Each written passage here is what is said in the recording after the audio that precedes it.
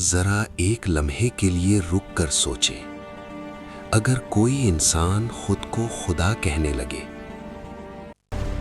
اگر اس کا ایک حکم ہزاروں جانیں لے لے، اور اگر اسی کے محل میں پرورش پانے والا ایک بچہ ایک دن اس کے غرور کو مٹی میں ملا دے، تو یہ محض ایک کہانی نہیں رہتی، یہ اللہ کی قدرت کا اعلان بن جاتی ہے۔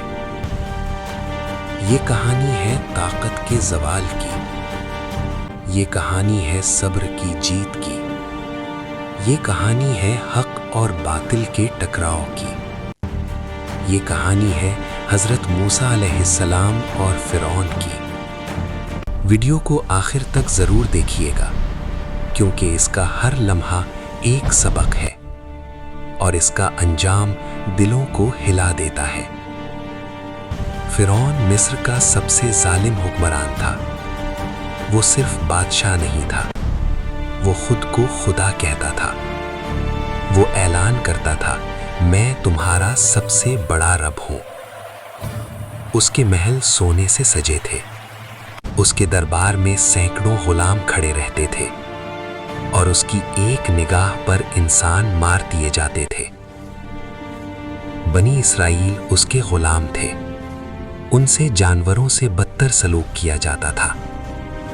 اینٹیں بنوائی جاتی، بھاری بوجھ اٹھوائے جاتے، اور ذرا سی نافرمانی پر قتل کر دیا جاتا۔ ایک رات فرعون نے ایک خوفناک خواب دیکھا۔ اسے بتایا گیا کہ بنی اسرائیل میں ایک بچہ پیدا ہوگا جو تیری سلطنت کو تباہ کر دے گا۔ یہ سن کر فرعون کانپ اٹھا۔ اس نے فوراً حکم دیا کہ بنی اسرائیل کے ہر نومولود لڑکے کو قتل کر دیا جائے۔ گلیوں میں چیخیں پھیل گئیں، ماؤں کی گود اجڑنے لگی، لیکن فرعون کے دل میں رحم نہ آیا۔ انہی دنوں حضرت موسیٰ علیہ السلام پیدا ہوئے۔ خوف ہر طرف تھا، سپاہی گھروں میں گھس رہے تھے۔ اللہ نے موسیٰ کی والدہ کے دل میں الہام کیا کہ بچے کو ایک صندوق میں رکھو اور دریائے نیل کے حوالے کر دو، اور ڈرو مت، ہم اسے تمہیں واپس لوٹا دیں گے۔ ماں کے ہاتھ کانپ رہے تھے، دل ٹوٹ رہا تھا، لیکن ایمان مضبوط تھا۔ اس نے اپنے لخت جگر کو دریا میں چھوڑ دیا۔ دریائے نیل کا پانی موجزن تھا، لیکن وہ صندوق سیدھا فرعون کے محل تک پہنچ گیا۔ فرعون کی بیوی حضرت آسیہ رضی اللہ عنہا نے جب صندوق کھولا تو ایک نورانی بچہ دیکھا۔ ان کا دل پگھل گیا۔ انہوں نے کہا، یہ بچہ میری اور تیری آنکھوں کی ٹھنڈک ہے، اسے قتل نہ کرو۔ یوں جس بچے کو مارنا تھا وہ دشمن کے گھر میں پلنے لگا۔ یہ بچہ کسی کا دودھ قبول نہیں کرتا تھا۔ آخر موسیٰ کی والدہ کو بلایا گیا۔ جیسے ہی انہوں نے دودھ پلایا، بچے نے فوراً قبول کر لیا۔ اللہ نے وعدہ پورا کر دیا، ماں بھی مل گئی اور حفاظت بھی۔ وقت گزرتا گیا، موسیٰ جوان ہو گئے۔ ایک دن انہوں نے ایک مظلوم کو بچاتے ہوئے غلطی سے ایک شخص کو مار دیا۔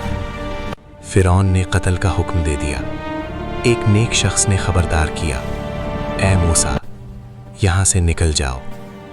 حضرت موسیٰ مدین کی طرف روانہ ہو گئے۔ وہاں کئی سال گزارے۔ واپسی پر کوہ طور پر اللہ نے پکارا، اے موسیٰ، میں تمہارا رب ہوں۔ عصا سانپ بن گیا، ہاتھ نور سے چمک اٹھا۔ اللہ نے حکم دیا، فرعون کے پاس جاؤ اور بنی اسرائیل کو آزاد کرو۔ حضرت موسیٰ اور ہارون دربار میں پہنچے۔ فرعون نے انکار کیا۔ جادوگر بلائے گئے۔ جب موسیٰ کا عصا سب جادو نگل گیا تو جادوگر سجدے میں گر گئے، ایمان لے آئے۔ فرعون پاگل ہو گیا، ظلم اور بڑھا دیا۔ اللہ کے عذاب آئے، طوفان، ٹڈیاں، مینڈک، پانی خون بن گیا۔ ہر بار وعدہ اور ہر بار انکار۔ آخر اللہ نے حکم دیا، رات کے وقت نکل جاؤ، आगे दरिया था, पीछे दुश्मन। अल्लाह ने फरमाया, असा मारो। दरिया फट गया, रास्ता बन गया। बनी इसराइल पार हो गए। फिरौन गुरूर में आया और अपने लश्कर समेत गर्क हो गया। डूबते वक्त कहा, मैं ईमान लाया, मगर बहुत देर हो चुकी थी।